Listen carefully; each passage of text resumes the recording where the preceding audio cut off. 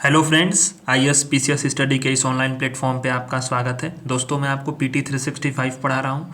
ये vision IAS की जो है इन्वायरमेंट वाली पीटी 365 है, जिसपे मैंने आपको जो है आर्टिकल 1.2.3 तक कंप्लीट करा दिया था पहली क्लास में।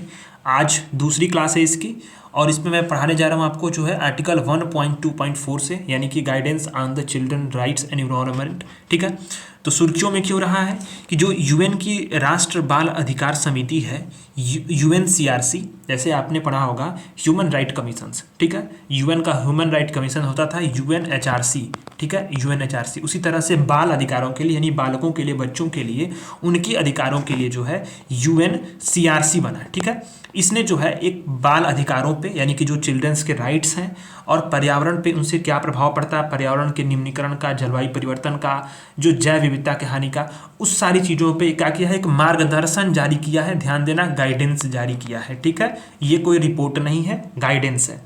तो ये न्यूज़ में इसलिए रहा है। तो पहले हम लोग समझते हैं कि यूएनसीआरसी क्या है। उसके बारे में जानने के बाद जो है हम लोग उनके जो रिपोर्ट्स आई है, जो मार्गदर्शन आए हैं, उस पर बात करेंगे। तो यूएनसीआरसी जो है वो 1979 में इसको अपनाया गया था। जो करता क्या है कि जो बाल अधिकार हैं, कौन से बाल अधिकार, जो जीवन संबंधित बाल अधिकार, स्वास्थ्य संबंधी बाल अधिकार, स्वच्छ पेयजल संबंधी बाल अधिकार, उत्तरजीविता संबंधी बाल अधिकार और विशेष विकास संबंधी जो है बाल अधिकार, इन पे बात करता है। भारत सहित 196 देशों ने इनकी जो है अभिपुष्टि की, यानी इसको रेक्टिफाई किया है। ये 18 स्वतंत्र विशेषज्ञों का एक निकाय भी है। ये निकाय है जो करता क्या है, जो यूएनसीआरसी के पक्षकार देश हैं, ठीक है, उन्होंने कितना बाल अधिकारों का क्रियान्वयन किया है, उनका इम्प्लीमेंटेशन कैसे कर रहे हैं, उसकी निगरानी करता है। ठीक है, तो आपको इसको ध्यान देना है यूएनसीआरसी के बारे में। ठीक है, अब बात आती है कि इसने क्या रिपोर्ट जारी की है। तो आप समझो कि जब बच्चे आएंगे तो बच्चों पे जलवायु परिवर्तन का क्या प्रभाव पड़ेगा। पहले चीज़ ये जानो, तो विस्थापन आएगी, विस्थापन होगा, जलवायु परिवर्तन से विस्थापन होते हैं। ठीक है, उनसे क्या होता है कि बाल अधिकारों के समक्ष कई सारे जोखिम पैदा हो जाते हैं, बहुत बड़े जोखिम पैदा होते हैं। खराब पोषण भी समस्या होती है, शिक्षा की हानि तो होती ही है, और विकास की क्षमता पे भी दुष्प्रभाव पड़ता है। गंभीर जो बीमारियां हैं उनके प्रति सुभेद्यता उनकी बढ़ जाती है, और शारीरिक और भावनात्मक जो सुभेद्यताएं हैं और मानसिक तनाव आदि भी उत्पन्न होते हैं। तो जो यूएन की बाल अधिकार समिति है, इसने जो है इस जो मार्गदर्शन जारी किया गया उसको जो है जनरल कमेंट नंबर 26 कहा है। जो तीन संकट है, त्रयी संकट, जो ग्रह, इस पृथ्वी ग्रह पे जो त्रयी संकट है, कौन कौन से, तो एक समझो आपका जो है जलवायु संबंधी समस्या है, जलवायु आपात है, जैव विविधता की जो हानि हो रही है वो समस्या है, दूसरा प्रदूषण। तो त्रयी जो संकट है ना, इससे कारण क्या है कि वैश्विक स्तर पे जो बाल अधिकार हैं उन पे तत्कालिक रूप से खतरा पैदा हो रहा है। ठीक, अब यही जो मार्गदर्शन इसने जारी किया है, इन्हीं जो त्रयी संकट है ना, इससे निपटना है, और बच्चों को जो है स्वच्छ यानी साफ, स्वास्थ्यप्रद और जो एकदम सस्टेनेबल इन्वायरमेंट में रखने के अधिकार की ये बात करता है, जो ये मार्गदर्शन है। ठीक, ये चीज़ है। अब इसी के तहत जो है यूएनसीआरसी है, यही जो क्या करता है, जो राज्य के ऑब्लिगेशंस हैं, स्टेट के जो ऑब्लिगेशंस यानी जो दायित्व हैं, ऑब्लिगेशंस वर्ड यूज कर रहा हूँ, ध्यान दीजिएगा, जो स्टेट के ऑब्लिगेशंस हैं उसको निर्धारित करता है कि आप कैसे बाल अधिकारों को जो है लागू करते हैं, बाल अधिकारों को लागू करते हैं। ठीक, अब इसका लक्ष्य ही एकमात्र यही है कि जो भी पर्यावरण का निम्नीकरण हो रहा है, ठीक है, जैसे इन्वायरमेंट का लॉस हो रहा है, जलवायु परिवर्तन हो रही है, तो उस सारे नेगेटिव इम्पैक्ट से बच्चों को बचाया जाए। ये इस रिपोर्ट का क्रक्स हो गया।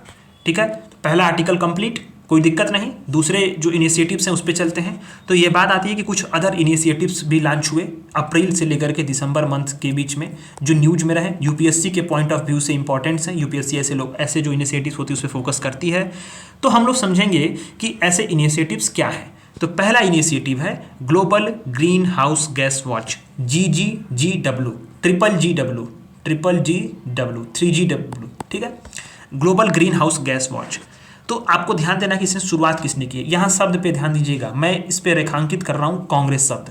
विश्व मौसम कांग्रेस ने नई जो ग्रीन हाउस गैसेस के लिए निगरानी के लिए एक नया पहल लॉन्च किया, जो global greenhouse gas watch. ठीक है, इसका नई निगरानी पहल है, निगरानी करेगी। इसका उद्देश्य यही है कि जो हीट ट्रैपिंग गैसेज हैं, जैसे कि जो उष्माधारक हैं गैसें, कौन कौन से, CO2, मीथेन और N2O जैसे जो गैसेस हैं, उनको गैसेस को कम करने के लिए जो कार्रवाई है उसमें मदद करना है। ठीक है, ये बातें आपको ध्यान देनी है। अच्छा, अब आपको ध्यान देना है कि एक चीज़ ये और ध्यान देना कि जो global greenhouse gas watch है ये ग्लोबल एटमॉस्फेरिक वॉच और integrated global greenhouse gas information system, इन दोनों पे क्या होगा, आधारित होगा। तो ग्लोबल एटमॉस्फेरिक वॉच को किसने लॉन्च किया था? WMO ने लॉन्च किया था। कौन? विश्व मौसम विज्ञान संगठन ने। शब्द को ध्यान देना, संगठन ने, विश्व मौसम विज्ञान संगठन WMO ने किया था। इसके बारे में नीचे हम लोग पढ़ेंगे। लेकिन इसको लॉन्च किसने किया? ग्लोबल ग्रीन हाउस गैस को जो है वो लॉन्च किया विश्व मौसम विज्ञान कांग्रेस ने। ठीक, अच्छा, GAW यानी ग्लोबल एटमॉस्फेरिक वॉच किसने लॉन्च किया है? WMO ने। बस इतना ही आपको ध्यान देना है। ठीक, बस इतना ध्यान देना है कि जो भी ऊष्माधारक गैसेज होंगी उनको कम करने के लिए कार्रवाई करेगी, और ग्लोबल ग्रीन हाउस जो भी ग्रीन हाउस गैसेज हैं उनकी निगरानी के लिए ये बनाई गई है global greenhouse gas watch. कौन बनाया है? विश्व मौसम विज्ञान कांग्रेस ने। इतना ही आपको ध्यान देना है, बाकी आगे चलते हैं अब। ठीक है, अब आता है fast mover coalitions. Fast movers coalition ये कब जारी हुआ? तो ये जो है COP26 में जारी हुआ था। इसको आपको ध्यान देना है। ठीक है, COP26 में इसको जारी किया गया था, फास्ट मूवर्स कोलिएशन। ठीक, ये क्या है? एक जो है ये करता क्या है, जो कार्बन गहन क्षेत्र है ना, जो भी कार्बन गहन क्षेत्र है उसमें स्वच्छ ऊर्जा जो टेक्नोलॉजीज हैं, ठीक है, क्लीन एनर्जी के टेक्नोलॉजी को अपनाने के लिए एक PPP के रूप में भागीदारी होती है, पब्लिक प्राइवेट पार्टनरशिप के रूप में जो है इसको लॉन्च किया गया था। भारत इसका सदस्य है। तो इससे अब ये जो है इसे किसके नेतृत्व में शुरू किया गया? तो आपको ध्यान देना इस बात को लेकर के भी कि विश्व आर्थिक मंच, ठीक है, वर्ल्ड इकोनॉमिक फोरम और यूएसए इसी का बैठक में लीडरशिप में भारत ने भाग लिया है, इसीलिए न्यूज में था। ठीक है, तो आपको ध्यान देना है कि फास्ट मूवर्स कोलिएशंस कब लॉन्च हुआ? COP26 में लॉन्च हुआ। किस लिए लॉन्च हुआ था? कि जो कार्बन गहन क्षेत्र उसमें क्लीन एनर्जी की टेक्नोलॉजी को अपनाया जाए, PPP के रूप में लॉन्च किया गया था। भारत सदस्य है। और किसके नेतृत्व में शुरू हुआ? तो आपको ध्यान देना है कि वर्ल्ड इकोनॉमिक फोरम और यूएसए के बीच में शुरू हुआ। इसी की बैठक हुई थी, भारत ने इसमें भाग लिया था, इसीलिए न्यूज में था। अब आता है Major Economic Forum on the Energy and Climate. इसको नोट कर लेना आप कॉपी में, मैं बता रहा हूं तो इसको आप नोट करते जाना। Major Economic Forum on Energy and Climate, ठीक है, तो ये न्यूज में क्या हो रहा है उसको जानते हैं। तो यूएसए जो है ऊर्जा और जलवायु पे जो प्रमुख अर्थव्यवस्थाओं का जो मंच है, मेजर इकोनॉमिक फोरम MEF, ठीक है, इसके माध्यम से वैश्विक जलवायु कार्रवाई को प्रोत्साहित करेगा। इसको 2009 में लॉन्च किया गया था। इसका उद्देश्य एकमात्र यही है कि जो जलवायु परिवर्तन के खिलाफ जो भी प्रयास किए जा रहे हैं उनके लिए हमें राजनीतिक नेतृत्व के लिए जो भी हासिल करना है, राजनीतिक नेतृत्व को हासिल करते हुए जो भी प्रमुख उत्सर्जक देश हैं उनके बीच में हमें जो कन्वर्सेशंस हैं उसको हम सुगम बनाएं। ठीक है, तो ये किस लिए लॉन्च किया गया था? कि आपको जो भी जलवायु परिवर्तन के खिलाफ प्रयास किए जा रहे हैं तो उसमें जो पॉलिटिकल जो नेतृत्व है उसको हासिल किया जाए, और जो भी उत्सर्जक देश हैं जैसे कि चाइना हो गया, इंडिया हो गया, ठीक है, यूएसए हो गया, जो भी उत्सर्जन ज़्यादा कर रहे हैं उनके बीच में कन्वर्सेशंस को, डायलॉग्स को वो जो है सहजता से उसको बनाया जाए। Major Economic Forum on Energy and Climate, ठीक है, ये बात आपको ध्यान दिया है, ये चीज़ें हैं। अच्छा, Major Economic Forum on Climate and Energy पे कौन कौन प्रमुख 20 अर्थव्यवस्थाएं हैं? तो 20 प्रमुख अर्थव्यवस्थाएं, जिसमें कि भारत है, ऑस्ट्रेलिया है, ब्राज़ील है, चाइना है, UK है, UAE है। ये प्रमुख विश्व जो है 20 प्रमुख अर्थव्यवस्थाएं इसमें शामिल हैं। ठीक है, अच्छा, इसमें आपको ध्यान देना है कि इसमें कुछ चीज़ें और भी हैं, जैसे कि ये चीज़ें आप जानना चाहिए कि ग्लोबल वार्मिंग को 1.5 डिग्री सेल्सियस की सीमा तक रखने के लिए 4 सेक्टर में बात करने की रेखांकित की गई इस मीटिंग में। ठीक है, तो कौन कौन से 4 सेक्टर्स हैं उसको आप अपने मेंस में भी लिख सकते हैं कि ऊर्जा का जो है हमें डीकार्बनाइजेशन करना है, यानी कि विकार्बनीकरण करना है। 2030 तक वन का जो उन्मूलन हो रहा है उसको रोक देना है, और लंबे समय तक जो वायुमंडल में जो गैर CO2 जलवायु प्रदूषक हैं उससे निपटना है। कार्बन का जो मैनेजमेंट कार्य है उसको बेहतर बनाना है। ये 4 प्रमुख प्रयास किए सकते हैं। तो इससे जो है ये चीज़ें जो हैं जलवायु परिवर्तन और अनेक जो ग्लोबल वार्मिंग की जो टेम्परेचर को मेंटेन करने की सीमा है उसको हम लोग मेंटेन कर सकते हैं। ठीक है, अब आता है इनेक्ट, बहुत इंपॉर्टेंट है ये, इसको मैं नोट किया हूँ अलग से। इसमें COP27 में इसको लॉन्च किया गया था। इनेक्ट क्या है? Enhancing nature based solution for the accelerated climate transformation. ये इनेक्ट साझेदारी है। इसका उद्देश्य क्या है कि जो भी प्रकृति आधारित समाधान यानी नेचर बेस्ड सोल्यूशन देना है। किस लिए? जो जलवायु परिवर्तन हो रहे हैं उनके प्रभावों से निपटने के लिए, जैव विविधता का जो नुकसान हो रहा है उससे निपटने के लिए, उसके वैश्विक प्रयासों का जो है कोऑर्डिनेशन करने के लिए। ठीक, तो ये बात है। तो इनेक्ट क्यों न्यूज में रहा? क्योंकि जो है UNEP है, यानी कि संयुक्त राष्ट्र पर्यावरण कार्यक्रम है, इसके बारे में नीचे हम लोग पढ़ेंगे अभी UNEP के बारे में अलग से। ठीक है, तो UNEP सहित जो 6 नए देश हैं इनेक्ट के जो साझेदारी है इसमें शामिल हुए हैं। भारत इसका सदस्य नहीं है, ध्यान देना इनेक्ट में। ठीक है, अब आता है global research alliance on the agriculture green house gases, GRA। बहुत इंपॉर्टेंट है ये GRA, कई बार न्यूज़ में रहा और कई बार ये चीज़ें देखने को मिलती हैं। तो global research alliance on the agriculture green house gases GRA 2009 में इसको लॉन्च किया गया था। ये करता क्या है, जो कृषि है, ठीक है, उससे संबंधित जो ग्रीन हाउस गैस का उत्सर्जन हो रहा है उसके इम्पैक्ट को कम करने के लिए रिसर्च में हमें सहयोग करना और निवेश करने के लिए बनाया गया था। ठीक है, ये बातें हैं। भारत इसमें शामिल नहीं है, ठीक, तो ये चीज़ें हैं। तो इसी के लिए भारत शामिल नहीं है, तो न्यूजीलैंड के PM मंत्री ने भारत को GRA में यानी global research alliance on agriculture green house gases में शामिल होने के लिए जो है आमंत्रित किया, इसलिए न्यूज में है। ठीक, ये बातें हैं। अच्छा, अन्य आता है कि Kampala ministerial declaration. Kampala ministerial declaration बहुत इंपॉर्टेंट है। जो चीज़ें मैं नोट करा रहा हूँ, जितना मैं करा रहा हूँ उतना ही करना हो, बाकी चीज़ें याद नहीं हो पाएंगी, बहुत कुछ पढ़ना है इसमें। ठीक है, इसलिए कम पढ़िए लेकिन ठोस पढ़िए। ठीक, तो कंपाला मिनिस्ट्रियल डिक्लेरेशन है ये, इस घोषणा पत्र को कंपाला घोषणा पत्र भी जानते हैं। ठीक है, 48 अफ्रीकी देशों ने इससे सहमति व्यक्त की है अपनाने के लिए। इसका उद्देश्य एकमात्र यही है कि जो अफ्रीका महाद्वीप है उसमें मानव गतिविधियों और जलवायु परिवर्तन का जो रिलेशंस हैं उसको हमें रेखांकित किया जाए और 5 विषयों से चिंताओं को दूर करने के लिए सहयोग किए जाए। कौन कौन से, कि जो मरुस्थलीकरण का विस्तार हो रहा है, भूमि का क्षरण हो रहा है, उसको कम करना है। जो पारिस्थितिकी तंत्र का असंधारणीय उपयोग हो रहा है, ठीक है, उसको कम करना है। जलवायु परिवर्तन और आपदाओं के कारण जो लोगों का प्रवासन हो रहा है, अनियोजित प्रवासन हो रहा है, उसको हमें कम करना है। जो भी जलवायु परिवर्तन के प्रभाव पर डेटा और जो कंपैरेटिव स्टडीज़ की कमी है उसको कमी करना है। ठीक है, उसको भी मतलब उसमें हमें कहीं ना कहीं उसको व्यापक तरीके से शेयर करना है और उसे इकट्ठा भी करना है डेटा को। और जलवायु संकट के प्रति जो भी साझेदारियाँ बन रही हैं और वित्त पोषण की सीमाएं हैं उसको भी हमें दूर करना है। तो सहयोग बढ़ाने पड़ेंगे। ठीक, कंपाला घोषणा पत्र यही है, इसमें बात की जाती है। डेटा इन the climate resilient agriculture, DiCRA.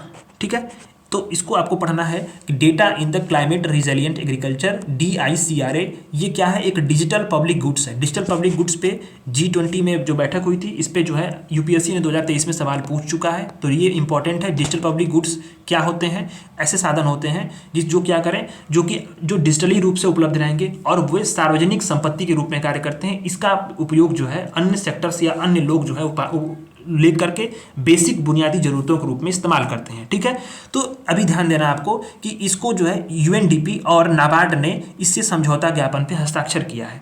ठीक है, इसका उद्देश्य क्या है कि जो डेटा संचालित डिजिटल पब्लिक गुड्स है उसका निर्माण करें, जिसमें डिक्रा शामिल है। ठीक है, ये बात आपको ध्यान देनी है। तो नाबार्ड जब आ रहा है तो ये बहुत फोकस एरिया वाला समझ लेना है आपको कि UNDP और नाबार्ड ने एक समझौता ज्ञापन पे हस्ताक्षर किए, MOU साइन किया। इसका उद्देश्य क्या था कि जो डेटा जो संचालित डिजिटल पब्लिक गुड्स है उसका हमें साथ साथ मिल करके निर्माण किया जाए, जिसमें डिक्रा भी शामिल है। डिक्रा क्या है, एक जो है सहयोगात्मक डिजिटल पब्लिक गुड्स है जो करता क्या है कि जो जलवायु लोचशील कृषि है, ठीक है, जलवायु से संबंधित जो लोचशील कृषि है उसके लिए हमें जियो स्टैटिक जो है जियो स्थानिक जो डेटा सेट को फ्री में उपलब्ध कराता है। यानी कि धरती पर वास्तविक रूप से क्या स्थितियां हैं, वहाँ का टेम्परेचर कैसा है, वहाँ की भूमि कैसी है, वहाँ की जो स्थितियां अभी वर्तमान में क्या चल रही हैं, प्रदूषण कितना है, भी मिट्टी की जो क्वालिटी है वो कैसी है, सॉइल प्रोफाइल को, ये सारी चीज़ों को क्या करता है वो मुफ्त में प्रोवाइड करता है, जानकारी देता है। इसलिए जो है जलवायु लोचशील कृषि जो है यहाँ पे संभव हो पाए, या चीज़ें जो है वहाँ पे निवेश कितना कर सकते हैं। तो इन जो निवेश जो कृषि में निवेश करेंगे, जो भी अन्य कृषि संबंधी अन्य एलाइड सेक्टर में निवेश करेंगे, उनके लिए एक जो है पब्लिक गुड्स के रूप में काम करता है। वो क्या करता है कि सारी इंफॉर्मेशन को मुफ्त में पहुंचाता है। ठीक है, ये बातें हैं। अब इसे डिक्रा ने डिक्रा को क्यों तैयार किया गया है, तो कृषि सेक्टर में जो भी पब्लिक इन्वेस्टमेंट्स हो रहे हैं, सार्वजनिक निवेश हो रहे हैं, उसकी जानकारी देने के लिए UNDP और साझेदार संगठनों में मिलकर तैयार किया है डिक्रा को। ठीक है, तो आपको ध्यान देना है UNDP और नाबार्ड ने समझौता ज्ञापन हस्ताक्षर किए, जिसका उद्देश्य क्या था, डिजिटल पब्लिक गुड्स का निर्माण करें, जिसमें डिक्रा भी शामिल है। कूल कोलिएशन बहुत इंपॉर्टेंट है, ये भी कूल कोलिएशन। ठीक है, कूल कोलिएशन को कौन स्टार्ट किया था, UNEP ने स्टार्ट किया था। मैंने आपको नोट किया यहाँ पे अलग से, UNEP ने इसको स्टार्ट किया था, यूनाइटेड नेशन एनवायरनमेंट प्रोग्राम। इसने क्या किया था कि जब SDG का जो एजेंडा 2030 है, ठीक है, और पेरिस समझौते के बारे में पिछली क्लास में मैंने आपको खूब अच्छे से बताया था। इसके बीच में जो भी तालमेल बिठाने के लिए सम्मेलन हुए थे ना, उसी में कूल कोलिएशन का स्टार्ट हुआ था, कूल कोलिएशन का। ठीक है, जो ये क्या है, एक जो है ग्लोबल नेटवर्क है जो करेगा क्या कि जो सभी को दक्ष और जलवायु अनुकूल कूलेंट को यानी कूलेंट को उपलब्ध कराएगा, जो क्या होंगे, जो ग्रीन हाउस गैसेस उत्सर्जन नहीं करेंगे। ठीक है, इस पे बात की आती है।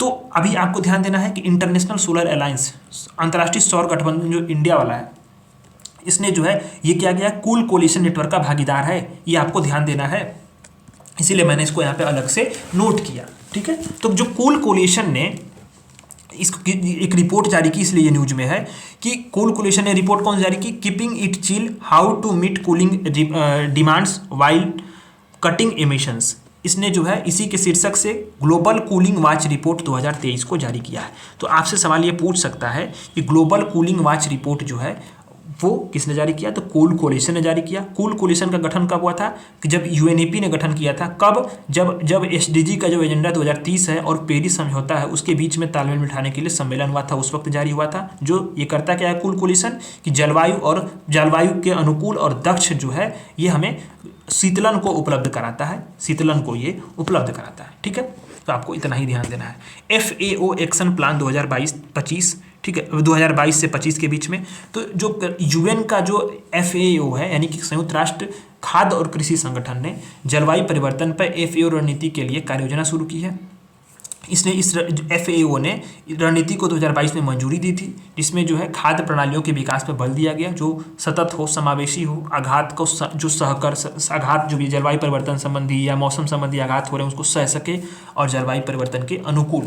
ठीक है, ये बातें यहाँ पे हो रही। कृषि खाद्य प्रणालियां में जो है कुल, ये आप ध्यान देना, वर्तमान में जितना जो ग्रीन हाउस गैस उत्सर्जन हो रहा है उसका लगभग 1/3 के लिए कृषि खाद्य प्रणालियां जिम्मेदार होती हैं। ठीक, तो जो यह कार्य योजना है वो 3 स्तंभों पर आधारित है। एक तो वैश्विक और क्षेत्रीय स्तंभ, जिसमें वैश्विक और क्षेत्रीय जलवायु नीति को मजबूत करना है, राष्ट्र स्तर पर जो भी देश की क्षमताओं उसका विकास करना है, स्थानीय स्तर पर हमें जलवायु कार्रवाई को बढ़ावा देना है, ये बातें यहाँ पे की जाती हैं।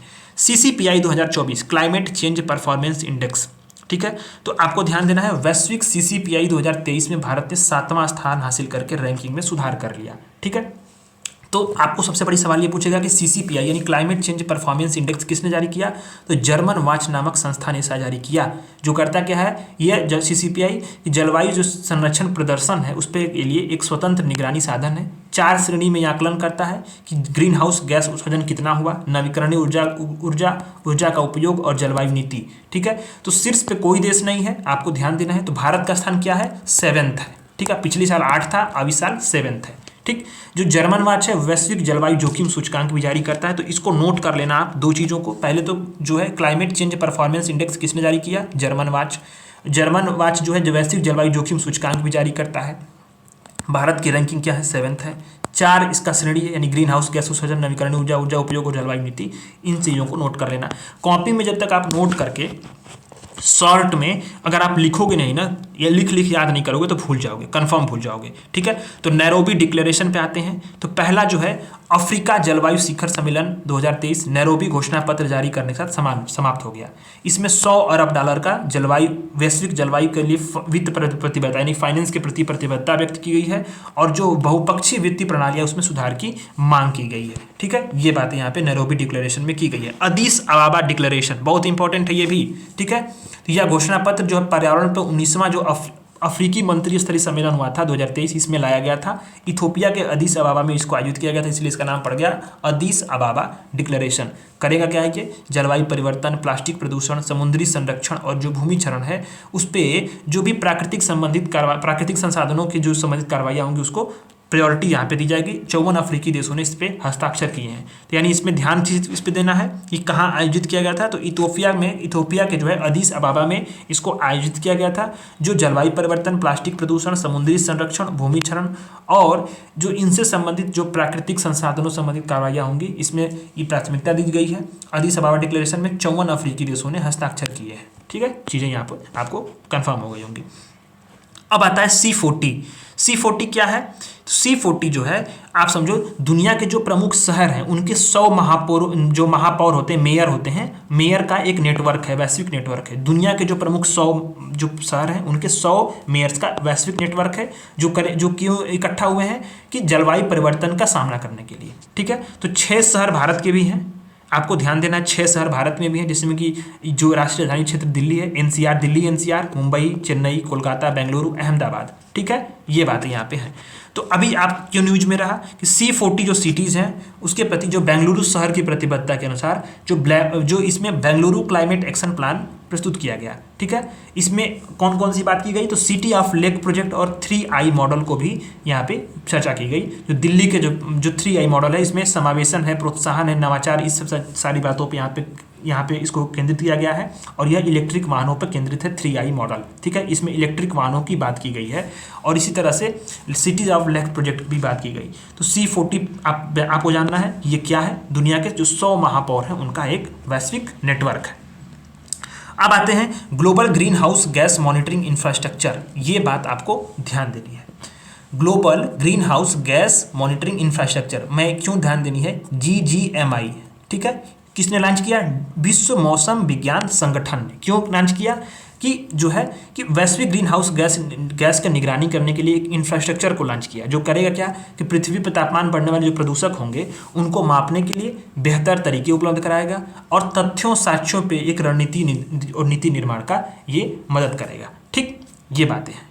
अच्छा, अब एक बात आपको ध्यान देनी है कि मैं आपको जब पढ़ा रहा था तो सबसे पहले जो है आपको आर्टिकल में क्यों बोला था कि इसको ध्यान देना। देखो यहाँ पे भी एक है global greenhouse gas watch, इसको किसने शुरू किया था, विश्व मौसम विज्ञान कांग्रेस ने, global greenhouse gas watch, ठीक है, विश्व मौसम विज्ञान कांग्रेस ने, ठीक।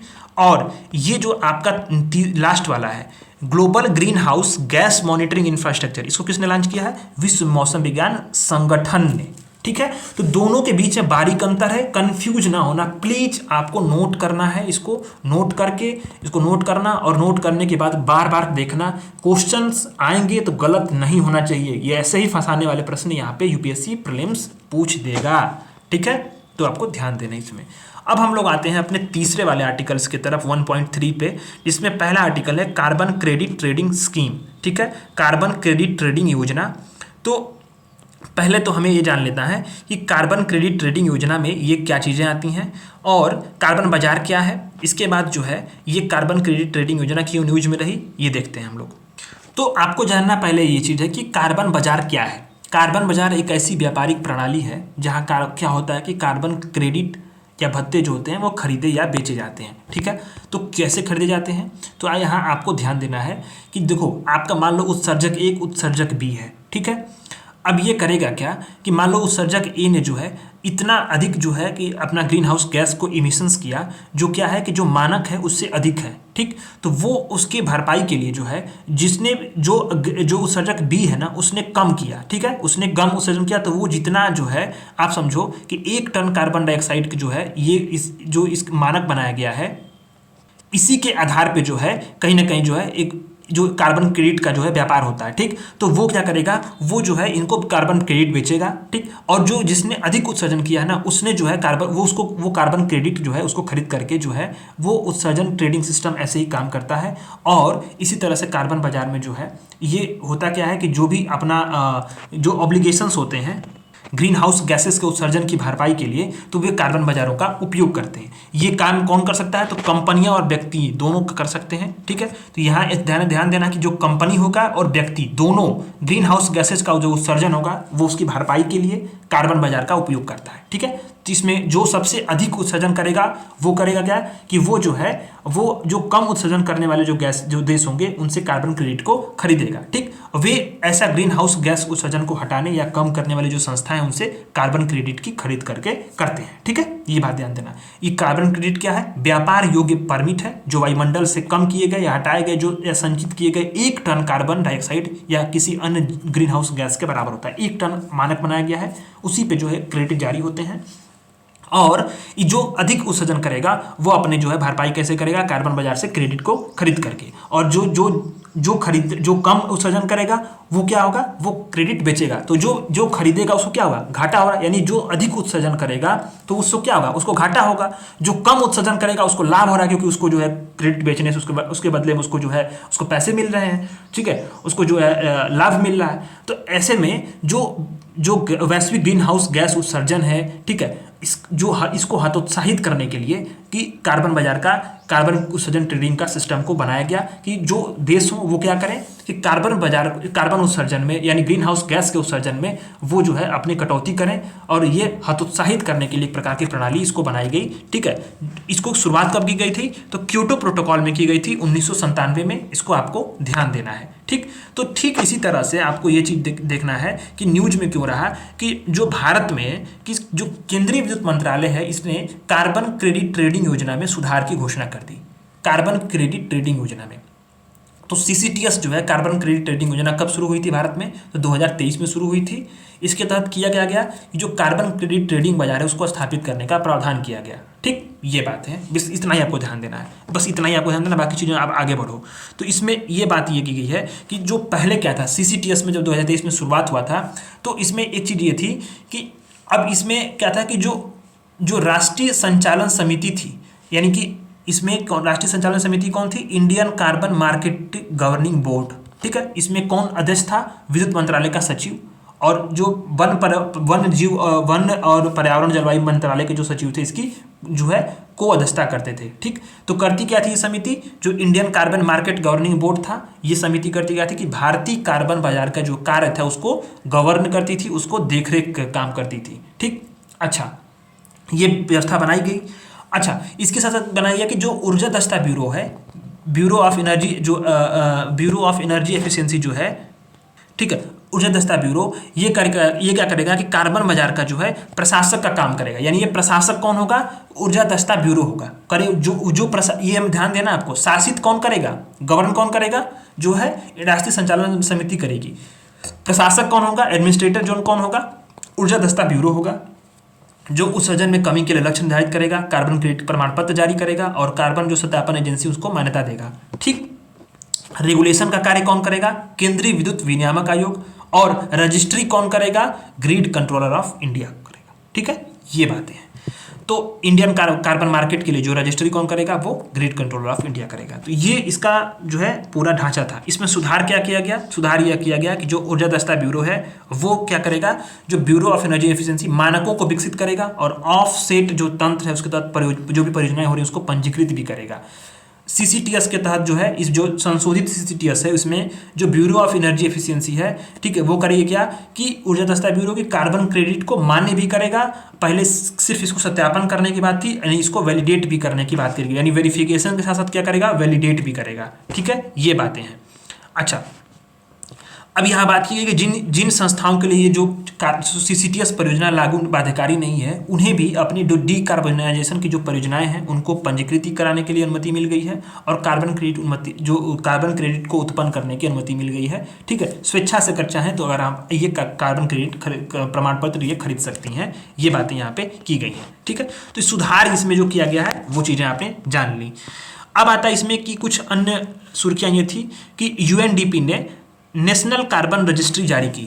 यूएनडीपी ने नेशनल कार्बन रजिस्ट्री को लॉन्च किया। ओपन सोर्स सॉफ्टवेयर है जो करेगा क्या कि कार्बन क्रेडिट के व्यापार के लिए जो नेशनल डेटा है और जो प्रोसीजर्स है उसको प्रभावी ढंग से सक्षम बनाएगा। इसे डिजिटल पब्लिक गुड्स के रूप में मान्यता दी गई है। डिजिटल पब्लिक गुड्स के रूप में मैंने बता दिया था पहले। ठीक है, ये बातें हैं।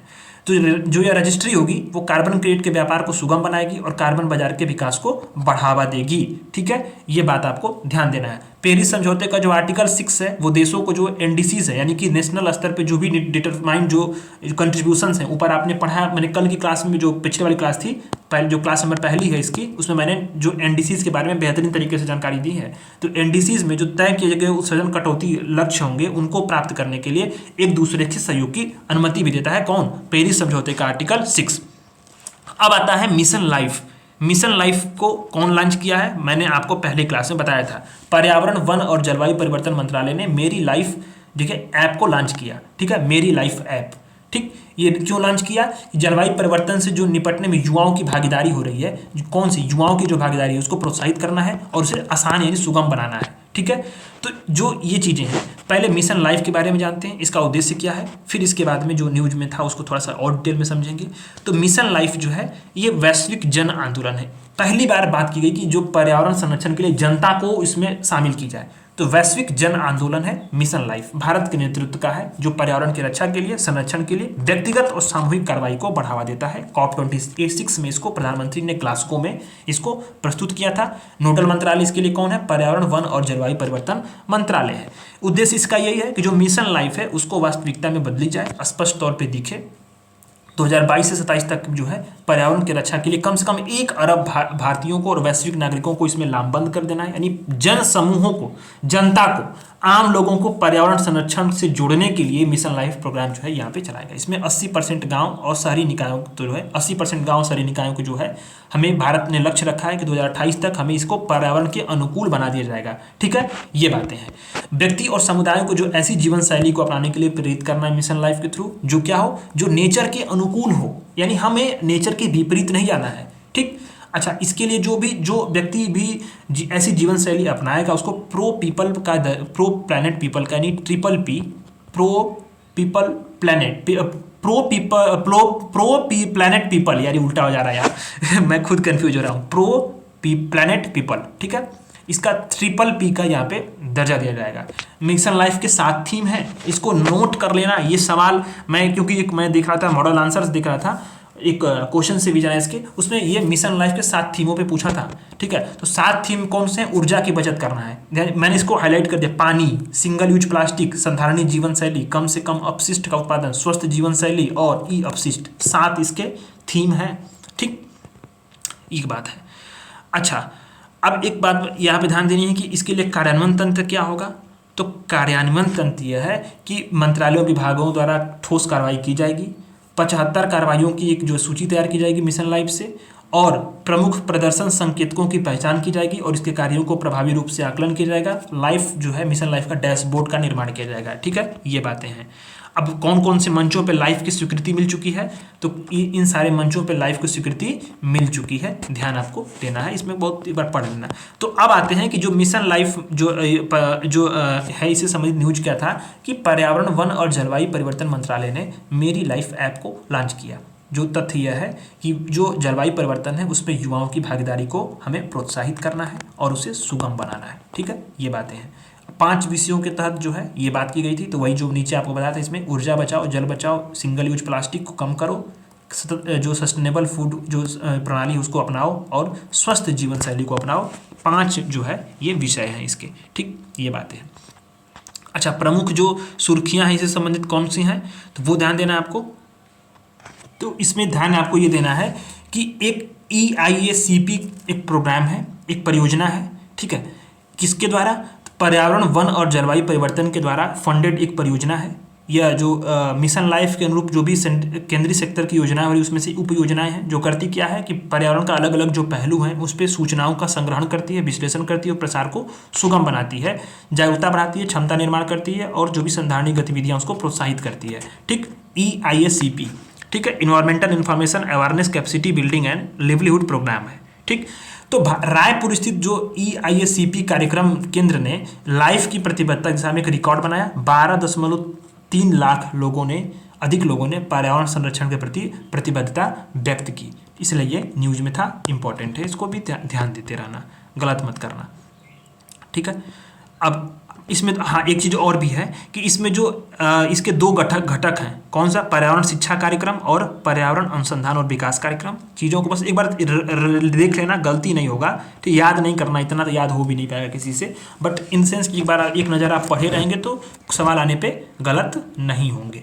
राइट टू रिपेयर वाली जो बात है सूक्ष्म में क्यों रहा कि इलेक्ट्रॉनिक और सूचना प्रौद्योगिकी मंत्रालय ने electronic repair services outsourcing ERSO संबंधित एक पायलट प्रोजेक्ट शुरू किया। पायलट प्रोजेक्ट यानी कि अब ये प्रोजेक्ट शुरू नहीं हुआ, ये जांच करने के लिए कि प्रोजेक्ट सफल रहेगा नहीं रहेगा। कुछ क्षेत्रों में ये एक जो है टेस्टिंग के लिए प्रोजेक्ट शुरू हुए हैं। ठीक है, तो इलेक्ट्रॉनिक और सूचना प्रौद्योगिकी मंत्रालय ने इलेक्ट्रॉनिक रिपेयर सर्विसेज आउटसोर्सिंग से संबंधित एक पायलट प्रोजेक्ट शुरू किया है। लक्ष्य क्या है ERSO का, यानी इलेक्ट्रॉनिक रिपेयर आउटसोर्सिंग का, सर्विसेज आउटसोर्सिंग का, कि भारत को विश्व का रिपेयर केंद्र बनाया जाए, इसके तहत जो भी क्षतिग्रस्त या दोषपूर्ण इलेक्ट्रॉनिक उपकरण होंगे उनको इंडियन रिपेयर सर्विस सेंटर संगठन होंगे, उनको आउटसोर्स कर दिया जाएगा, उनको भेज दिया जाएगा, जहां वे उसको रिपेयर करेंगे, उसको रिन्यूअल करेंगे, सटीक तरीके से काम करने के लायक बना करके इसकी कार्य क्षमता को सुनिश्चित कर देंगे। ठीक है, तो राइट टू रिपेयर क्या है, ये क्या बात करता है, थोड़ा सा इसको जानते हैं कि उपभोक्ताओं को उनकी पसंद के अनुसार उनके उपकरणों को मरम्मत करने या उसे करवाने में ये सक्षम बनाता है। ठीक है, ये बात है। हालांकि अगर आप चीज़ को देखो तो विनिर्माता जो होते हैं, जो मैन्युफैक्चरर्स होते हैं, अपने उपकरणों द्वारा अन्य संस्थाओं के द्वारा मरम्मत करने को ये बढ़ावा नहीं देना चाहते हैं। ठीक है, लेकिन राइट टू रिपेयर यह है कि उपभोक्ताओं को अपनी पसंद के अनुसार, मेरा पसंद है, मान लो मैंने जो है हीरो की मोटरसाइकिल खरीद ली, ठीक है, हीरो कंपनी की। अब हीरो कंपनी थोड़ी चाहेगा कि जो किसी अन्य जो मैकेनिक के पास जाओ या किसी अन्य जो कंपनी के पास जाकर वहाँ पे उसकी सर्विसिंग कराओ, ठीक है, या कुछ बिगड़ गया तो उसको लगाओ, ऐसा तो वो चाहेगा नहीं, क्योंकि उसका लॉस होगा। लेकिन हमारी पसंद है ना कि मैं अपने पसंद के अनुसार जो उपकरण लगाऊँ, मैं हीरो से चाहूँ तो उसको अपाची बना दूँ, ये मेरी पसंद है। तो राइट टू रिपेयर जो है ये उसी के लिए सक्षम बनाता है। ठीक है, तो भारत ने जो है मिशन लाइफ को बढ़ावा देने के लिए राइट टू रिपेयर पे एक समिति भी गठन की है उपभोक्ता मामलों के विभाग के माध्यम से, जिसमें प्रमुख क्षेत्रों पर बात की गई है। कौन कौन से क्षेत्रों पर राइट टू रिपेयर की बात की जाएगी? तो कृषि संबंधी उपकरण जो हैं, मोबाइल फोन, टैबलेट्स हैं, उपभोक्ता की जो वस्तुएं हैं, ऑटोमोबाइल और ऑटोमोबाइल उपकरण, 4 सेक्टर में ये प्रमुख क्षेत्रों की बात की गई, यहाँ पे राइट टू रिपेयर को बढ़ावा दिया जाएगा। इस पर समिति बनाई गई। ठीक है, तो उपभोक्ता, यहाँ आपको ध्यान देना है कि राइट टू रिपेयर पोर्टल किसने लॉन्च किया? तो उपभोक्ता मामले, खाद्य और सार्वजनिक वितरण मंत्रालय ने राइट टू रिपेयर पोर्टल को लॉन्च किया है। किस पे लॉन्च किया था? राष्ट्रीय उपभोक्ता दिवस 24 दिसंबर यानी क्या मनाया जाता है? राष्ट्रीय उपभोक्ता दिवस मनाया जाता है। ठीक है, 25 दिसंबर को क्या मनाया जाता है? कमेंट करिएगा, बहुत इंपॉर्टेंट है। अभी मैंने आपको पीटी 365 में गवर्नेंस पे, गुड गवर्नेंस पे पढ़ाया भी था। गुड गवर्नेंस वैसे भी पता ही होगा। किंकी जयंती है, किंकी जयंती मनाया जाता है, उस दिन बहुत सारी चीज़ें शुरू हुई थी। तो राइट टू रिपेयर पोर्टल जो है उसी दिन जब राष्ट्रीय उपभोक्ता दिवस था, यानी कि 24 दिसंबर के अवसर पे इसको लॉन्च किया गया। ठीक है, इस पोर्टल पे क्या होगा? जो उत्पादक होंगे या जो विनिर्माता होंगे, ग्राहकों के साथ जो भी उत्पाद के विवरण होंगे उसके मैनुअल को साझा करेंगे। ठीक, प्रारंभ में किसको कवर किया जा रहा है? तो मोबाइल फोन्स को, इलेक्ट्रॉनिक्स को, उपभोक्ता के टिकाऊ वस्तुओं को, ऑटोमोबाइल को, कृषि उपकरणों को, यानी जो यहाँ पे बात की गई थी उन्हीं को यहाँ पे कवर किया जा रहा है। ठीक है, कार्बन सीमा समायोजन तंत्र, कार्बन बॉर्डर एडजस्टमेंट मैकेनिज्म। ठीक है, न्यूज में क्यों रहा? तो भारत ने जो ग्रीन एनर्जी है, हरित ऊर्जा है, उसको अधिक से अधिक अपनाने का लक्ष्य रखा है, ताकि क्या हो कि जो देशों के जो उद्योग हैं उनको यूके यानी यूरोपियन यूनियन के जो कार्बन सीमा समायोजन तंत्र है CBAM, इसके नियमों के पालन में मदद मिल पाए। यहाँ आपको ध्यान देना है, यूरोपियन यूनियन का जो है कार्बन सीमा समायोजन तंत्र यानी CBAM है। ठीक, भारत ने क्या रखा है? भारत ने ग्रीन एनर्जी को यानी क्लीन एनर्जी को अपनाने का लक्ष्य रखा है, ताकि जो है CBAM जो है यानी कार्बन बॉर्डर एडजस्टमेंट मैकेनिज्म, इसके नियमों के पालन में जो है हमें मदद मिल पाए। तो यूरोपियन यूनियन का ये नियम है, भारत ने ग्रीन एनर्जी इसके लिए जो प्रोत्साहित कर रहा है ताकि इसका पालन हो सके। शब्द को ध्यान देना, इसीलिए मैं बता रहा हूँ क्योंकि बहुत ज़रूरी है, अभी आगे इसका काम लगेगा। ठीक है, तो आपको ध्यान देना है कि कार्बन बॉर्डर एडजस्टमेंट मैकेनिज्म जो है, ठीक है, ये क्या है? एक पॉलिसी बनाया गया है, एक नीति बनाई गई है। जो यूरोपियन यूनियन के देश हैं, EU के देश हैं, उनमें अगर बाहर से कोई वस्तु आ रही है जो कार्बन गहन वस्तु है, तो मान लो कि भारत से कोई वस्तु आ रही है और ये कार्बन वस्तु को, जो गहन वस्तु, उसका उत्पादन भारत में हुआ है और यूरोपियन यूनियन के देश में अगर आ रही है, तो उसे क्या होगा? यहाँ पे शुल्क आरोपित किया जाएगा। ठीक है, शुल्क आरोपित होगा। ठीक, जितना कार्बन उत्सर्जन किया रहेगा ये उत्पादन में। तो इसीलिए इसका उद्देश्य एकमात्र है कि जो गैर यूरोपीय देश हैं, यूरोपीय संघ के देश हैं, उनको स्वच्छ औद्योगिक उत्पादन को प्रोत्साहन दिया जाए। ठीक है, तो इसमें इस मैकेनिज्म में बात यह की जाती है कि जो भी EU के जो आयातक होंगे, ठीक है, EU के जो आयातक होंगे, मान लीजिए यूरोपियन यूनियन का कोई देश है, आयातक है, तो उसे क्या करना पड़ेगा? पहले जो है कि जितना मूल्य निर्धारण है उसके बराबर एक कार्बन प्रमाण पत्र खरीदना पड़ेगा। अब ये कार्बन प्रमाण पत्र खरीदेगा, ठीक, तो फिर क्या करेगा? इसके लिए भुगतान करना पड़ेगा। तो ऐसे में क्या होगा कि अगर मान लो कि जो भी चीज़ें, वस्तुएं आयात होंगी वो महंगी होंगी और उसे जो है घाटा सहना पड़ेगा। एक तरह से नॉन टैरिफ बैरियर है, गैर प्रशुल्क बाधा के रूप में कार्य करेगा। तो इसी तरह से जो है ये एक बैरियर बनाया गया, ताकि जो है लोग क्या करें? स्वच्छ औद्योगिक उत्पादन को प्रोत्साहन दिया जाए। ठीक है, ये बातें हैं। अगर मान लो कि जो नॉन यूरोपियन देश हैं अब पहले से ही अपने देश में जो कार्बन उत्सर्जन के लिए शुल्क भुगतान कर चुके हैं, तो वे इस मतलब जो CBAM होगा यानी कि कार्बन बॉर्डर एडजस्टमेंट मैकेनिज्म होगा, उसमें कुछ कटौती हो जाएगी, यानी उसको छूट मिल जाएगी, उस इतना उसने शुल्क का उसने भुगतान किया रहेगा। तो अब इसका ध्यान दो, इसकी रिपोर्टिंग 1 अक्टूबर 2013 से शुरू होगी और 1 जनवरी 2026 से इसका जो है परिचालन ऑपरेशन शुरू हो जाएगा। ध्यान देना है, कार्बन बॉर्डर एडजस्टमेंट मैकेनिज्म क्या है, WTO के जो नियम है कि वो अनुकूल है। WTO ये बात करता है कि हमें जो है किसी तरह से नॉन टैरिफ बैरियर और टैरिफ बैरियर जो है इस तरह से रखने हैं ताकि व्यापार को हमें हतोत्साहित न हो, ठीक है, यानी व्यापार को प्रोत्साहित करने के लिए बात करता है। लेकिन जो ये तो यहाँ पे हतोत्साहित होंगे, लेकिन क्या है कि CBAM जो है इसके अनुकूल है। लेकिन एक बात आपको ध्यान ये देना, जो कार्बन बॉर्डर एडजस्टमेंट मैकेनिज्म है वो भारत के निर्यात के लिए क्या है, नॉन टैरिफ बैरियर की तरह एक तरह है। क्योंकि ये नॉन टैरिफ बैरियर क्या होते हैं, कोई ऐसा उपाय सीमा शुल्क के अलावा जो क्या करें, अंतर्राष्ट्रीय व्यापार में बाधा करे। सीमा शुल्क लगाएंगे तो बाधा तो होगा ही, क्योंकि चीज़ें महंगी हो जाएंगी, तो उससे क्या होगा, वहाँ पे जो अनपॉपुलर हो जाएगी वस्तु। लेकिन नॉन टैरिफ बैरियर होते हैं कि सीमा शुल्क के अलावा कुछ ऐसे उपाय किए जाएं जिससे क्या हो कि वो चीज़ें महंगी हो जाए। तो ये क्या है, एक तरह से भारत के लिए नॉन टैरिफ बैरियर होगा। कहाँ पे, EU कंट्रीज में, ठीक। तो इसके तहत कौन कौन सी वस्तुएं कवर की गई हैं, तो ध्यान देना, लोहा का, स्टील का, सीमेंट का, एल्यूमिनियम का, फर्टिलाइजर का, बिजली का, हाइड्रोजन का, ठीक है, ये बातें हैं। अब ये बात आप समझो कि फिट फॉर 55, ये क्या बात की गई है, इसमें चीज़ें आप समझना कि फिट फॉर 55 जो है EU द्वारा जो ग्रीन हाउस गैस उत्सर्जन उसको कम करने के लिए लक्ष्य निर्धारित किए गए हैं, ठीक है। इसके तहत क्या हुआ कि जो 2030 है उसके तहत ग्रीन हाउस गैसों को जो है हमें 1990 के स्तर से कम करके कम से कम 55% तक कम कर देना है, ठीक है। अब इसके साथ ही 2050 तक हमें नेट जीरो का लक्ष्य प्राप्त करना है। भारत का क्या नेट जीरो का लक्ष्य 2070 है, ठीक है। 20 वर्ष पहले ये यूरोपियन यूनियन क्या करना चाहता है, नेट जीरो का लक्ष्य प्राप्त करना चाहता है। तो इसके लिए कौन कौन से जो अन्य मतलब अब बाजार में जो है अन्य सुधार या कार्बन बाजार सुधार ये अपनाया गया है। तो सामाजिक जलवायु कोष की स्थापना की गई है, जिसमें क्या हो कि जो हरित ऊर्जा विकल्प है उसको अपनाने में जो लागत आ रही है उसको लोगों को उससे मदद की जाए। उत्सर्जन व्यापार प्रणाली में सुधार किया गया है। 2005 की तुलना में 2030 तक हमें उत्सर्जन में 62% की कटौती करना रहेगा, ठीक है, ये बातें हैं।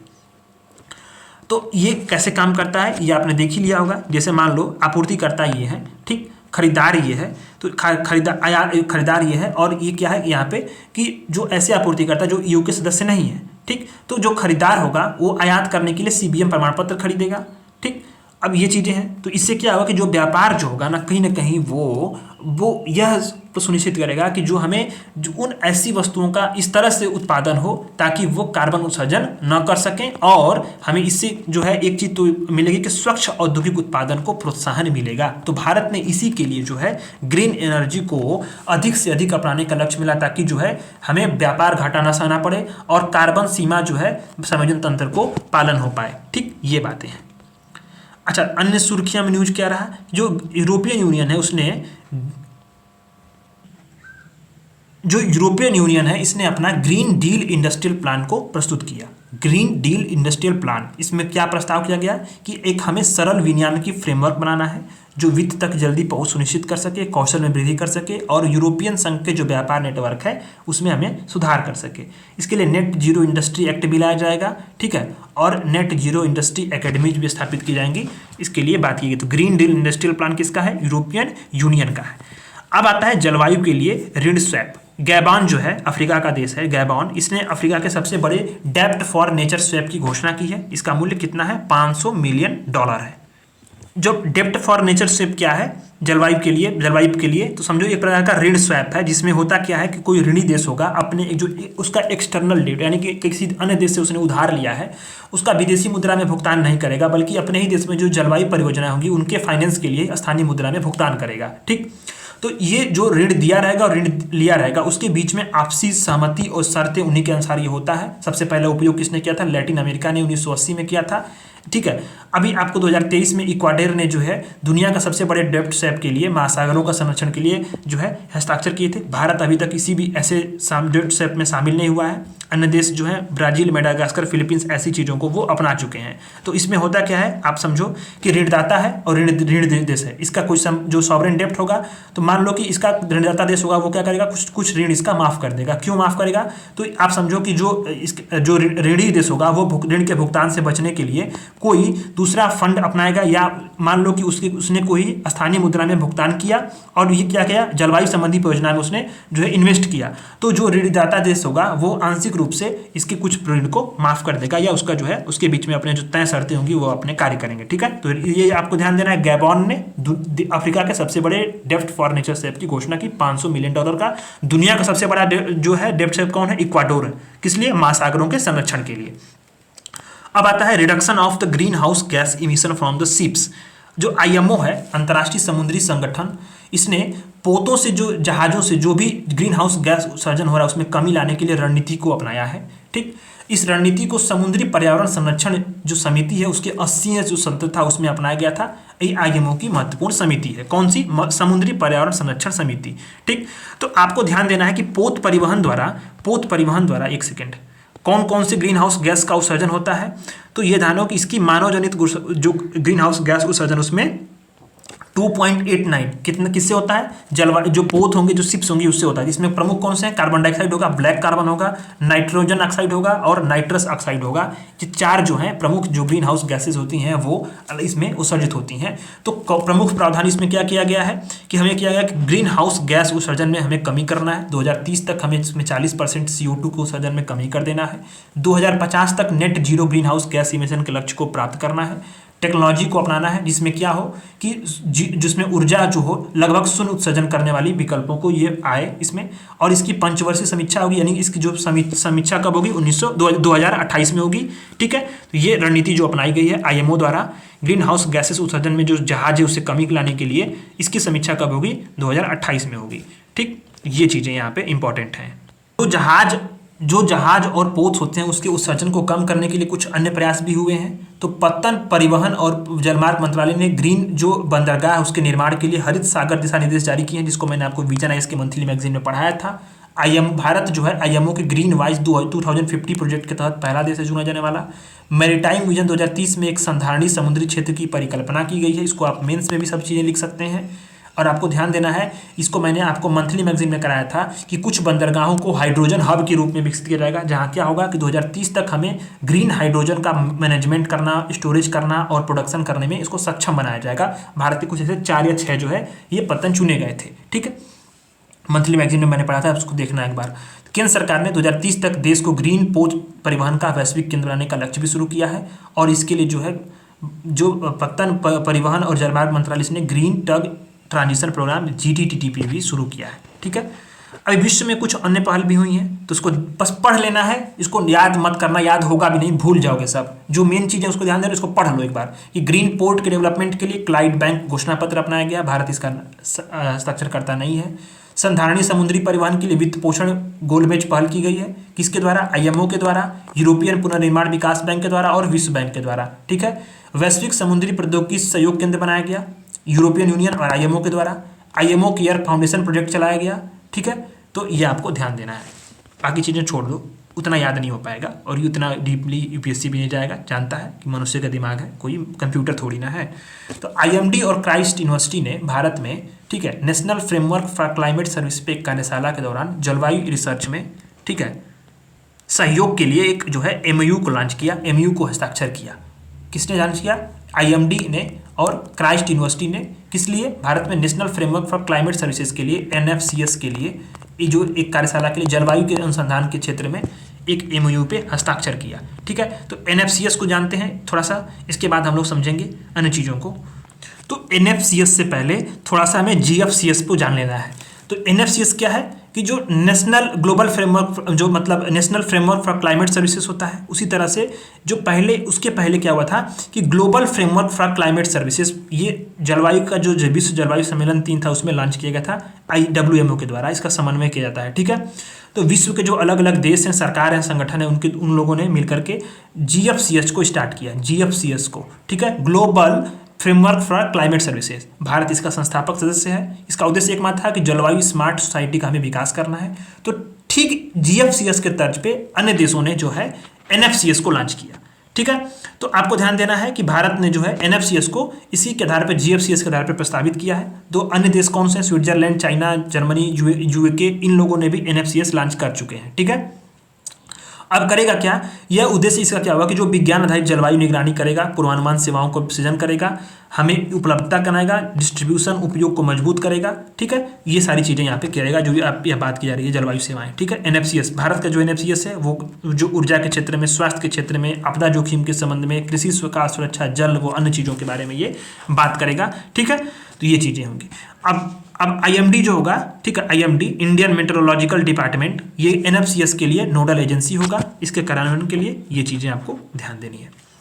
अब आता है कि जलवायु संबंधी कुछ अन्य शब्दावलियां हैं और सुर्खियां हैं, अदर क्लाइमेट रिलेटेड टर्म्स हैं और न्यूज हैं। इसके बारे में थोड़ा सा हमें समझना है कि ICED 3.0 India climate energy dashboard 3.0, तो ये क्यों इंपॉर्टेंट है? क्योंकि इसको नीति आयोग ने जारी किया है। किसने जारी किया है? नीति आयोग ने जारी किया, इसलिए इंपॉर्टेंट है कि इंडिया क्लाइमेट एनर्जी डैशबोर्ड, ठीक है, 3.0 ये करेगा क्या? ये ICD क्या है कि सरकार द्वारा जो भी प्रकाशित स्रोत है ना, उसके आधार पे ऊर्जा सेक्टर में, जलवायु में और संबंधित जो डेटा है उस पे लिए वन स्टॉप सोल्यूशन है। ठीक, अब करती क्या है कि जो स्वच्छ ऊर्जा स्रोत हैं उसको अपनाने की दिशा में हमें कितनी प्रगति हुई है, ये इसका जो है इसको उपयोगी बनाती है, इसको इसी की निगरानी करती है। ठीक है, कौन सी? इंडिया क्लाइमेट एनर्जी डैशबोर्ड, इसको लॉन्च किया है नीति आयोग ने। ठीक, तो इस चीज़ को ध्यान देना कि आपका जो है स्वच्छ ऊर्जा स्रोत है उसको अपनाने की दिशा में हमें कितनी प्रगति हुई है, इसकी निगरानी करेगी। ठीक, ये चीज़ें। UN climate change high level champions. ठीक, तो जो UN climate change high level champions हैं, ये जो आपको ध्यान देना है कि सरकारों के कार्यों को शहरों, क्षेत्रों, व्यवसायों, निवेशकों द्वारा जो भी कई सारे जो वॉलेंट्री और जो कोऑपरेटिव वर्क्स होते हैं, जो भी सहयोगात्मक जो कार्य किए जाते हैं, उनको जोड़ने के लिए राष्ट्रों ने 2 उच्च स्तरीय चैंपियन को नियुक्त करने का निर्णय लिया। कौन कौन से? COP28 में जो है अब कौन से चैंपियन नियुक्त किए जाएंगे? तो आप जो COP28 और COP29 के लिए UN जलवायु परिवर्तन के जो उच्च स्तरीय चैंपियन कौन से हैं? तो HEMS राजान अल मुबारक और HEMS निगरार अपार्दराय। ठीक है, ये 2 जो है हाई लेवल चैंपियंस नियुक्त किए गए हैं। ठीक है, किसके लिए? जो सरकार के कार्य हैं, कई सारे जो शहरी क्षेत्रों, व्यवसाय, निवेशकों द्वारा जो भी सहयोगात्मक कार्य होते हैं उसको जोड़ने के लिए राष्ट्रों के बीच में 2 उच्च स्तरीय चैंपियन नियुक्त किए जाएंगे COP28 और COP29 के लिए। ठीक है, ध्यान इसको देना है। अल मुबारक और निगार अपार्दराय, इसको बस लास्ट नाम ध्यान दो। Energy transition advisory committee. ठीक, सरकार का जो एनर्जी ट्रांजिशन एडवाइजरी कमेटी है, इसने the green shift the low carbon transition of the Indian oil and gas sector, इस पे एक रिपोर्ट प्रस्तुत की। इस रिपोर्ट में बताया गया कि जो कुल ऊर्जा क्षमता है उसमें हाइड्रोजन, जैव ईंधन, परमाणु, भूतापी और ज्वारीय ऊर्जा है, उनमें कितनी स्वच्छ ऊर्जा समाधान अपनाए जाने हैं उस पर बात की गई है यहाँ पे। ठीक है, तो इसका गठन कब किया गया था? पेट्रोलियम और प्राकृतिक गैस मंत्रालय द्वारा 2021 में गठन किया गया था। ठीक, जो PSU है उनके लिए एनर्जी ट्रांजिशन की राह को तैयार करना है, इसका उद्देश्य है। एनर्जी ट्रांजिशन एडवाइजरी कमेटी सरकार ने इसने जो है green shift low carbon transition India oil and gas sector, इस पर एक रिपोर्ट प्रस्तुत की है। कितना एनर्जी ट्रांजिशन यानी कि क्लीन एनर्जी की तरफ हम लोग बढ़े हैं, इस पर बात करता है। शॉर्ट लिव हाइलोजन्स, हाल में एक अध्ययन हुआ। ठीक, उसमें अध्ययन में पता चला कि जो महासागर हैं वो अल्पकालीन हाइलोजन मुक्त करते हैं और पृथ्वी को ठंडा रखते हैं, और जितना शीतलन होता है ना, कूलेंट, ठीक है, इसमें शीतलन में 8 से 10% का योगदान किसका होता है? शॉर्ट लिव हाइलोजन्स का। ठीक, शॉर्ट लिव हाइलोजन्स का 51 गैसें होती हैं इसमें। तो समझो कि शॉर्ट लिव हाइलोजन्स ऐसे गैसें होती हैं जिसमें क्लोरीन, ब्रोमीन और आयोडीन ये जैसे हाइड्रोजन तत्व होंगे, और ये कम से कम ये 6 महीने का इनका कार्यकाल, 6 महीने से कम का इनका कार्यकाल होता है। तो आपको पता होगा कि जो शैवाल होते हैं, फाइटोप्लैंक्टन होते हैं, ये इसके स्रोत हैं। शैवाल से और फाइटोप्लैंक्टन क्या है? इसके स्रोत हैं। क्लोरीन जो है कहीं ना कहीं, और जो आयोडीन है, आयोडीन जो है, आपको बताना ये है कि आयोडीन का जो है उत्पादन इनमें से किस में से होता है? शैवाल से या फाइटोप्लैंक्टन से। ठीक है, ये चीज़ का आपको ध्यान देना। ये UPPCS का PYQ है, PYQ पूछा हुआ है। ठीक है, तो प्रभाव आपको ध्यान देना है कि जो महासागर से उत्सर्जित जो शॉर्ट लिव हाइलोजन्स हैं वो क्या करते हैं? जो ओजोन क्षरण के जरिए जो भी टेम्परेचर में वृद्धि होता है उसको कम करते हैं। ठीक, और कूलिंग एजोरेल के निर्माण को भी कम करते हैं। यानी जो शॉर्ट लिव हाइलोजन्स होंगे वो मीथेन के जीवन काल और जल वाष्प का स्तर, उसको दोनों क्या करते हैं? उसको वायुमंडल में उसको बढ़ाते हैं। ठीक, ये चीज़ें आपको ध्यान देनी है। तो ये बड़ा इंपॉर्टेंट है, शॉर्ट लिव हाइलोजन्स पूछ सकता है। इसमें कौन सी गैसेज आएंगी? क्लोरीन, ब्रोमीन जैसे हाइड्रोजन तत्व वाली गैसेज आएंगी। ठीक, स्रोत से क्या है? फाइटोप्लैंक्टन और शैवाल से, अलगाई हैं। ठीक, ये चीज़ें आपको ध्यान देनी है। और ये जो है कूलेंट में एक तरह से मदद करते हैं। डीकार्बनाइजेशन, नीति आयोग ने टुवार्ड डीकार्बनाइजेशन ट्रांसपोर्ट रिपोर्ट जो है एक, जिसके लिए जो है शीर्षक से एक रिपोर्ट जारी की है, I take on the sectoral ambition in G20। बड़ा इंपॉर्टेंट है ये, क्योंकि नीति आयोग जारी करती है ना तो बहुत इंपॉर्टेंट हो जाता है। तो नीति आयोग ने जारी की है towards decarbonising transport 2023 stocktake on sectoral ambition in G20। ठीक है, तो भारत का जो कुल CO2 उत्सर्जन है, ध्यान देना है कि 1990 से 2019 के बीच में जीवाश्म ईंधन में कुल 330% की वृद्धि हुई थी। ठीक, और G20 के जो देश हैं वर्तमान में जो CO2 का उत्सर्जन हो रहा है उसमें 80% से अधिक उत्सर्जन कर रहे हैं, और वैश्विक उत्सर्जन में परिवहन उत्सर्जन में 70% के लिए उत्तरदायी हैं, इसमें बात की जाई है। ठीक है, तो अभी डीकार्बनाइजेशन क्या होता है? डीकार्बनाइजेशन कि CO2 को वायुमंडल से हटाना और वायुमंडल में CO2 का उत्सर्जन कम करना क्या कहलाता है? डीकार्बनाइजेशन कहलाता है। ठीक, अच्छा, coupled model inter comparison project CMIP6 project, ये क्या है कि जो वैज्ञानिकों ने जो भी हाइड्रोक्लाइमेटिक जो है एक चरम घटनाओं की परीक्षण के लिए coupled model inter comparison project 6 को लॉन्च किया है। ठीक है, इसका उपयोग किया है, लॉन्च नहीं किया, उपयोग किया है। जो CMIP है ये क्या है? विश्व जलवायु अनुसंधान कार्यक्रम की परियोजना है। ठीक, WMO और यूनेस्को के अंतर्गत ये प्रायोजित होती है और राष्ट्रीय विज्ञान परिषद के द्वारा। ठीक, ये चीज़ें हैं। अच्छा, इसमें कौन कौन सी अन्य पहल जो शुरू की गई है DST के तहत, तो आपको ध्यान देना है। अब यह अच्छा, एक चीज़ और भी इसमें ध्यान दो कि वैज्ञानिकों ने क्या किया है? हाइड्रोक्लाइमेट, इसकी चरम घटनाओं के परीक्षण के लिए जो है CMIP के एक्सपेरिमेंट से जो है ESM और प्रेसिपिटेशन के लिए हाई रेजोल्यूशन क्लाइमेट मॉडल का उपयोग किया। इतना आपको समझ में तो आएगा नहीं, इसमें आपको ध्यान बस इतना देना है जो चीज़ें पूछ सकता है UPSC कि CMIP क्या है कि विश्व जलवायु अनुसंधान कार्यक्रम की परियोजना है। यह परियोजना को कौन जो प्रायोजित करता है? तो WMO, यूनेस्को का जो समुद्री विज्ञान आयोग है और अंतर्राष्ट्रीय विज्ञान परिषद है, ये प्रायोजित करता है। अभी ये इंपॉर्टेंट है यहाँ पे कि आपको यह ध्यान देना कि NAPCC जो है वो क्या है? जलवायु परिवर्तन पे राष्ट्रीय कार्य योजना। ठीक है, national action plan on climate change. इस पे UPPCS ने PYQ पूछा कि इनमें से कौन सा 6 जो मिशन हैं इसमें नहीं आते हैं। ठीक है, तो इस सवाल आपको ध्यान देना कि ये NAPCC क्या है कि देश को भारत का है, ये भारत के जलवायु परिवर्तन के प्रति अनुकूल बनाने के लिए देश के विकास पथ में जो भी पर्यावरण के संबंध में, पारिस्थितिकी के संबंध में सस्टेनेबल डेवलपमेंट्स हो रहे हैं उसके लिए एक राष्ट्रीय रणनीति बनाने के लिए ये बात की गई थी। NPCC की स्थापना की गई थी। 6 मिशन थे इसमें। तो ऊर्जा दक्षता के लिए मिशन था, सतत पर्यावास के लिए राष्ट्रीय मिशन था, राष्ट्रीय हरित भारत मिशन था, राष्ट्रीय जल मिशन था, संधारणीय कृषि पर राष्ट्रीय मिशन था और राष्ट्रीय सौर मिशन था। 6 मिशन थे इसमें, और 6 मिशन में से UPPCS ने पूछा था PYQ में अपने कि पहली बात को NAPCC कब शुरू हुई थी, इसको आप कमेंट करना। दूसरी चीज़ है कि इसको रट लेना 6 को। ठीक है, UPPCS का प्रीवियस ईयर क्वेश्चन है ये। अब आता है मिथाइल लोटुविमाइक्रोबियम ब्यूटेरेंस 5GB1C। ये क्या है? एक जो है जीवाणु, ये एक मिथेनोट्रॉफ जीवाणु स्ट्रेन है। मिथेनोट्रॉफ मीथेन भक्षी सूक्ष्मजीव होते हैं, वो मिथेनोट्रॉफ कहलाते हैं, यानी मीथेन को जो भक्ष लेते हैं, मीथेन को कम करते हैं।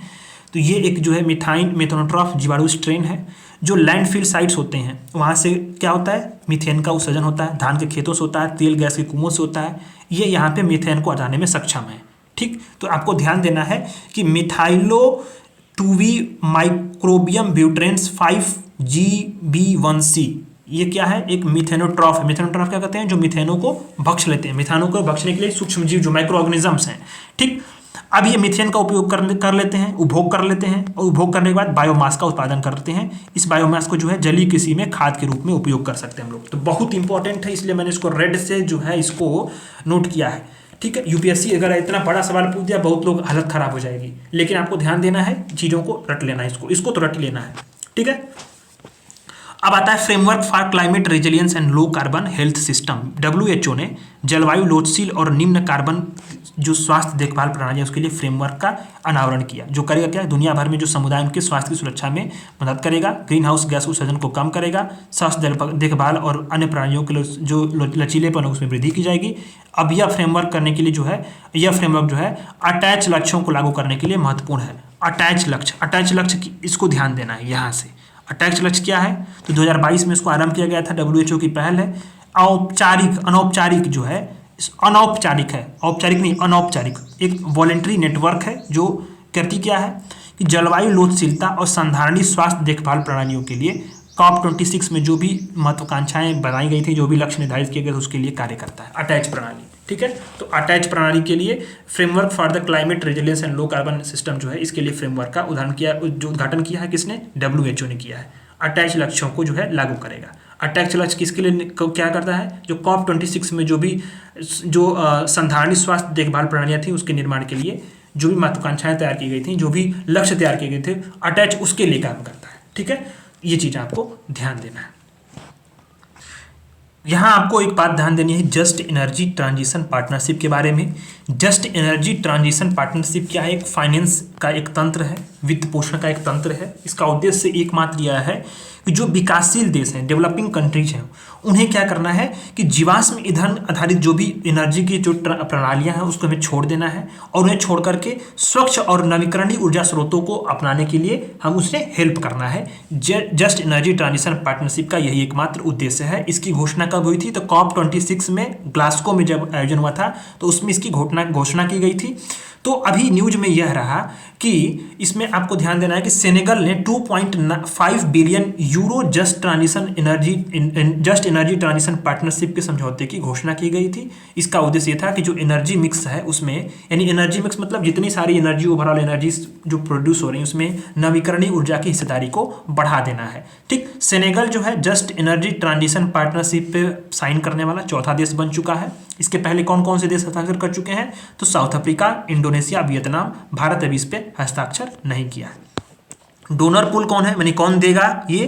तो आपको ध्यान देना है जापान, USA, मतलब पढ़ लो एक बार, इतने सारे देश जो होंगे वो डेवलपिंग कंट्री जो है वो कहीं ना कहीं ये इसको प्रोवाइड करेंगे fund. Climate policy initiative, climate policy initiative ये क्या है कि इसमें जो है, इसने जो है कि आपको ध्यान देना है कि वित्त और नीति में सलाह देने वाला एक विश्लेषण और सलाहकार संगठन है। इसके विश्व भर में 6 कार्यालय हैं, जिसका उद्देश्य क्या है? भारत में भी है इसका कार्यालय, ठीक है। जो करता क्या है कि जलवायु परिवर्तन की समस्याओं के लिए समाधान के लिए आर्थिक समृद्धि को बढ़ावा देने के लिए जो सरकार है, व्यवसाय हैं और वित्तीय संस्थान उनकी मदद करता है। तो इसी ने जो है global landscape of climate finance report 2023 को जारी किया था। तो इसलिए न्यूज में था कि global landscape of the climate finance की रिपोर्ट 2023 को किसने जारी की? क्लाइमेट पॉलिसी इनिशिएटिव ने जारी किया, ठीक है। सुर्खियों में रही संस्थाएं, कौन कौन सी संस्थाएं सुर्खियों में रही हैं वो इंपॉर्टेंट है आपके लिए। तो आपको पहला जो संस्थान है सुर्खियों में रही वो इंपॉर्टेंट यह है कि United Nation Environment Programme, UNEP, ये अंतर्राष्ट्रीय पर्यावरण का प्राधिकरण है। जो करता क्या है कि वैश्विक पर्यावरण एजेंडा को स्थापित करता है। विश्व की जो पर्यावरण की क्या एजेंडा होगी, सतत विकास के कार्यक्रमों को जो है बढ़ावा देता है।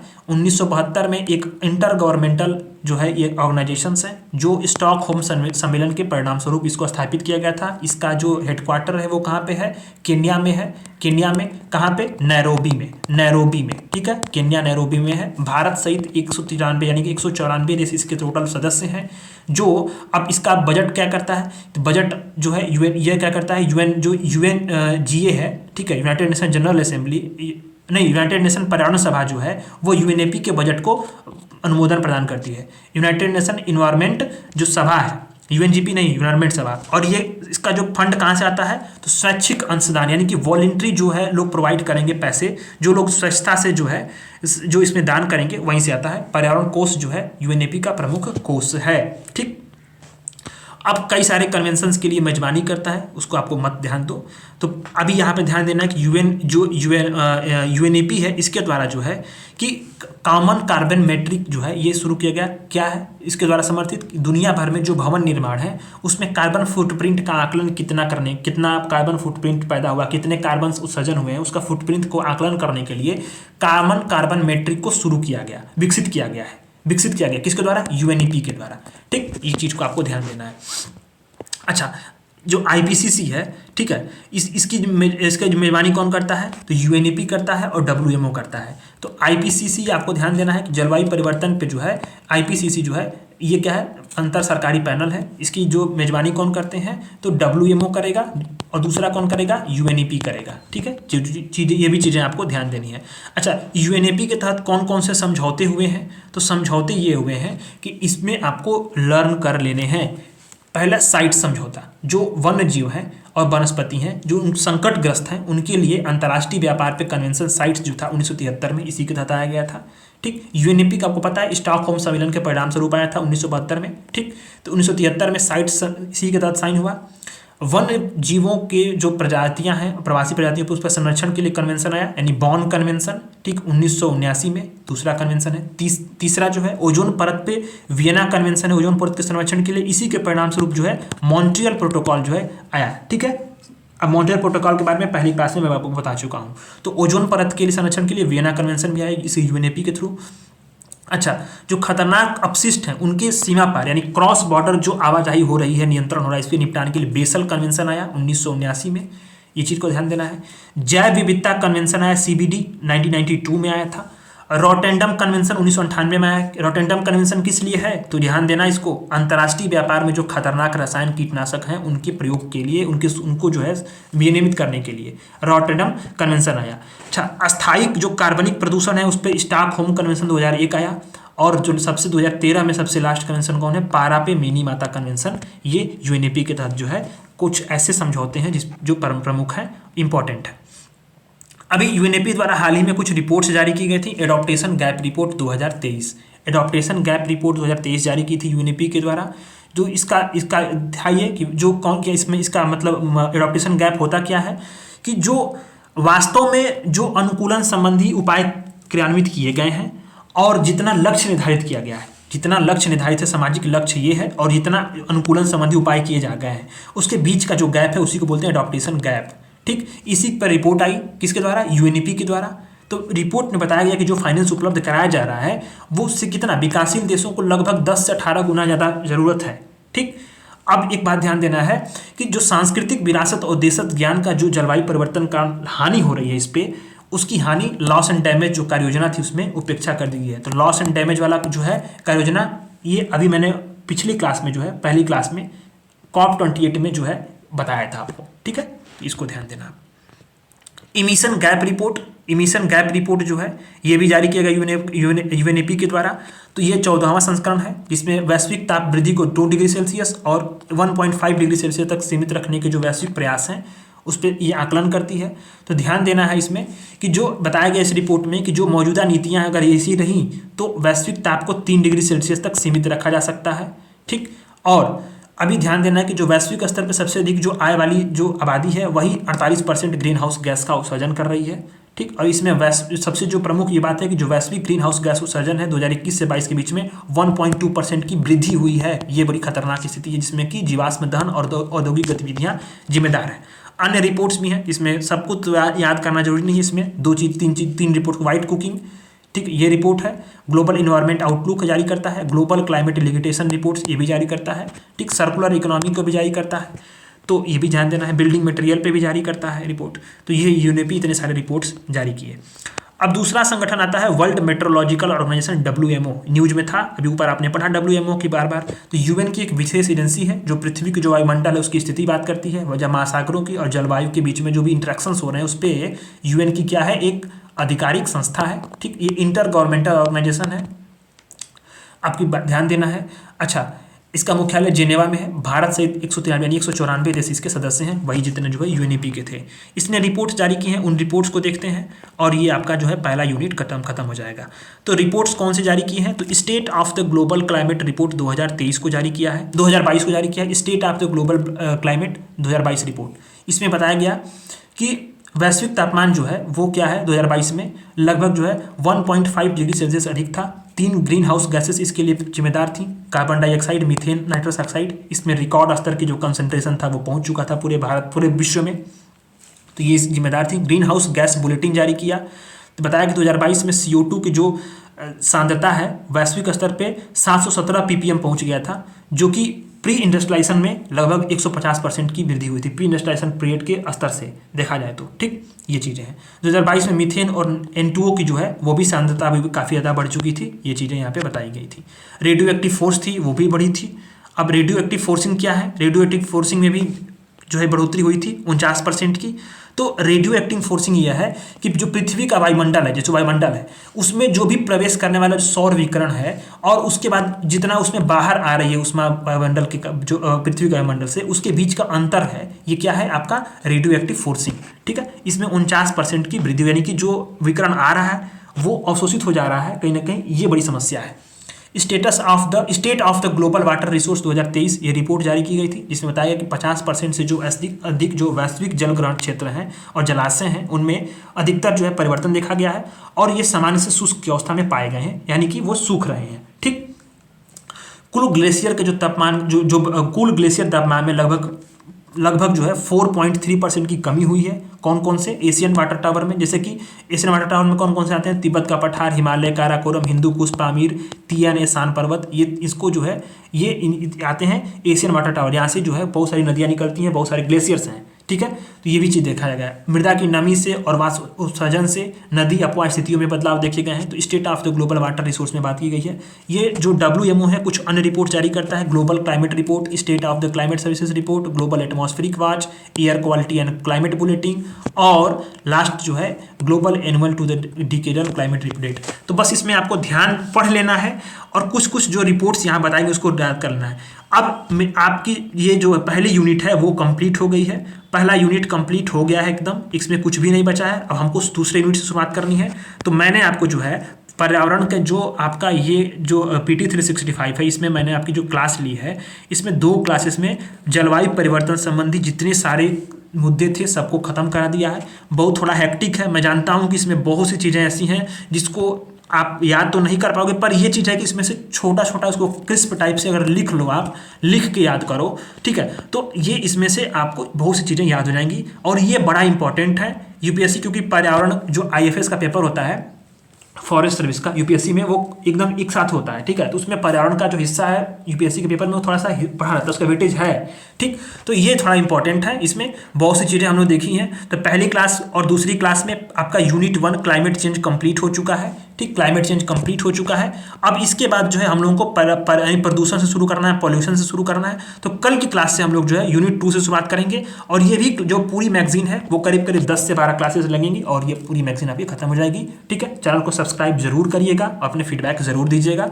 थोड़ा मैं फास्ट पढ़ा रहा हूँ, कारण यही है कि आपको मैगजीन को खत्म कराना है, और फास्ट में पढ़ा नहीं रहा हूँ, बल्कि मैं वीडियो की स्पीड को थोड़ा सा एडिट करने में तेज कर देता हूँ, क्योंकि जल्दी से जल्दी लोगों को बस आपको समझ आए। क्योंकि मैंने जो है मंथली मैगजीन में बहुत सी चीज़ें पढ़ा दी हैं, सब उसका रिपीटेशन ही है। ठीक है, तो मंथली मैगजीन को अगर आपने फॉलो किया है तो जाहिर सी बात है कि आपको इसमें कोई दिक्कत नहीं आएगी, सब चीज़ें रिपीट ही हुई हैं। ठीक है, धन्यवाद।